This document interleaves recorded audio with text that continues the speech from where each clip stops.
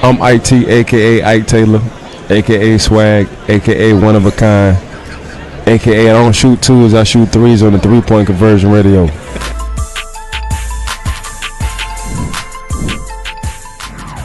You've only been to Lambeau one time. I just want to ask you what your memories of that game are and how it ranks for you among the stadiums you've been to, just in terms of the experience of playing there. Oh, that's actually a really, really great question because I get that question many times, like, oh, where was like one of your favorite stadiums to play? And I always rank Lambeau Field as one of my top three. I mean, just the atmosphere there is unbelievable. Just the way that the stadium's built, just the way that the fans are like right on top of you, like it's a football atmosphere. This is what it's all about, is going to Lambeau Field and playing a game of football. I mean, it is just what football is all about. So I definitely rank Lambeau Field up there. And, you know, probably would say top three places to play. It could possibly number one, number two, just right up there. And it's a lot of fun. And what better way, you know, to be playing a game of football for a championship, to go to the Super Bowl at Lambeau Field. So this is going to be a great experience, and it's going to be a lot of fun, but it ranks up there. It's an unbelievable place. I'll go to Karen Garesian. Hi, Rob. Oh, Karen, hello. Hey, how are you? Where are you, Boston? This is am. crazy. You're zooming in our press conferences. This is nuts. Well, it's our only way to have contact with you, so we'll take it. All right. Hello. I'm wondering, is this one of the most talented offensive groups you've played with in your career? Oh yeah, I would say it definitely ranks up there if it's not number one. I mean, I've been around a lot of great talented players, but I would say overall as a group, just from position to position and how many guys we have at each position, I would say that, this definitely ranks up there if it's not number one, as for talent wise as a whole. Yeah, definitely. Okay, we'll go to Rick Stroud. Rob, you played in so many games and big games and won Super Bowls, but I'm wondering for yourself, coming out of retirement, joining Tom, I know you have the highest of expectations, but to have accomplished this and be 60 minutes from a Super Bowl, I mean, is this exceed, or is this at least match your greatest hopes that this year would be? It has matched a lot of hopes, that I had coming here, big time. I mean, it's just so hard to win football games in the NFL. Just week in and week out, it's just hard to win games. And just, the main goal obviously is always to make it to the Super Bowl, but it's hard. It's one of the hardest things to do out there in the sports world. And you got to put work in and week out. And, my expectations just coming in were just to work hard week in, week out, and just, give the best I could every single week. No matter what I had, just give it my all. If it was good, if it wasn't good, it was still my all. But, and the expectations, is really, that's all, is to give it your all. And obviously you want to win games, and the main goal is, to win it all. But to just be where we are now is just unbelievable. I mean, it's exceptional. I feel like it's well-deserved overall, as an organization. I mean, everyone's been working hard. Everyone's been putting their time in. But just overall, it's been a great experience. And, I'm not surprised that we're this far, but at the same time, I know how hard it is to get this far and how much work gets put in. We'll go over to Jenna Lane.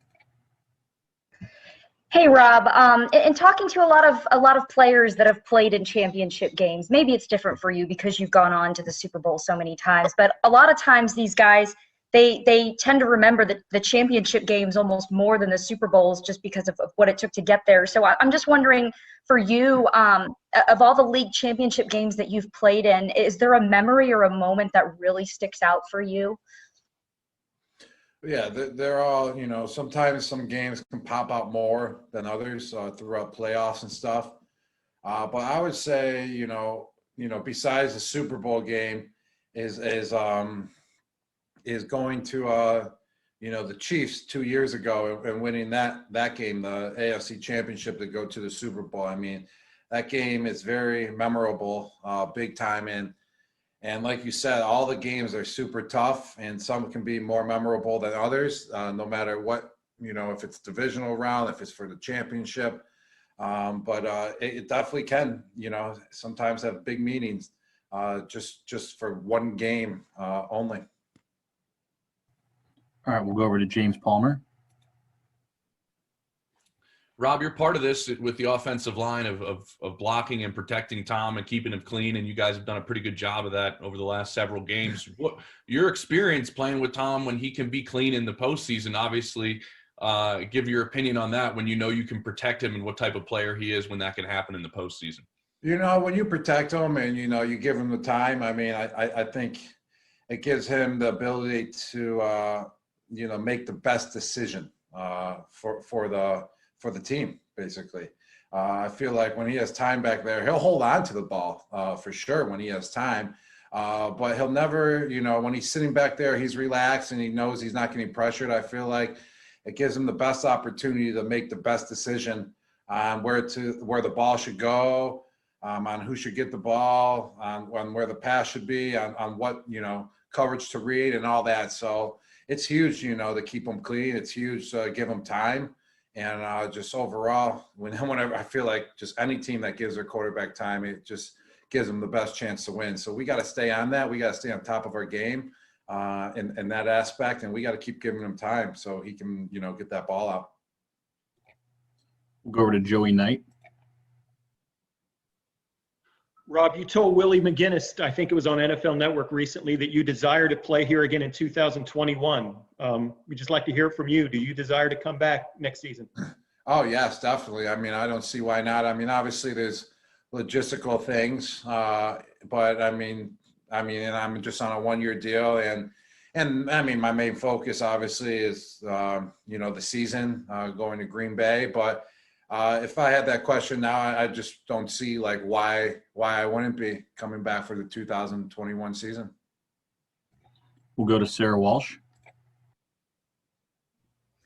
Hey, Rob, you talked about the goal is obviously always to get to the Super Bowl, but never in all your years was that goal literally visible there from your practice field. Can you just talk about how surreal it is to be in this town with the ultimate goal being the Super Bowl, and you drive around now, the banners are up, the signage is on the stadium, what it's like seeing that? I know you're focused on Green Bay, but that's sort of got to be a surreal thing. Yes, it is big time, just to see how excited, the city of Tampa Bay is. It definitely hits you, and hits you in a great way. Gets your emotions going, and it's just cool to come in and just be a small part of it, to do my part, and just bring an organization together, and on top of it, bring the city of Tampa together by just going out there and helping the team win games. So, and it's just getting super real now with Super Bowl banners all going up in the air and everything, and it's a lot on the table, and it's just, just more motivation to keep on working hard when we get in the building. We have time for a few more. We'll go to Tom Krasnicki. Hey, Rob, you and Tom just barely missed on a couple of big pass plays down the field. What did Tom have to say about that? And you guys working in practice this week to try and get that corrected for this week? Yeah, he told me I was running too slow, so that's why the ball was overthrown, and I told him that, he's just got to stop working out because his arm's just too strong and he can't read my speed. So that's what was the conversation was. But if we're being for real, like those are plays that, that him and I got to connect on. We got to connect on those plays. We got to connect from here on out. There's no like, oh, next game we'll connect. Oh, we got, the next game, we got next practice. No, it's go time now. It's you win or you lose. You win or you go home if you lose. So like those plays that we missed on, I mean, obviously it would have helped out the team tremendously if we hit them. And you never know down the road that it could be the game changer play if you hit one of those. So we got to hit those coming up, and we just got to keep on practicing, which we are. We're practicing hard, being on the same page, and we got to go out there and we got to make them. All right, our last one's going to come from Eric Adelson. Hey, Rob, what stands out the most about Bruce's coaching style?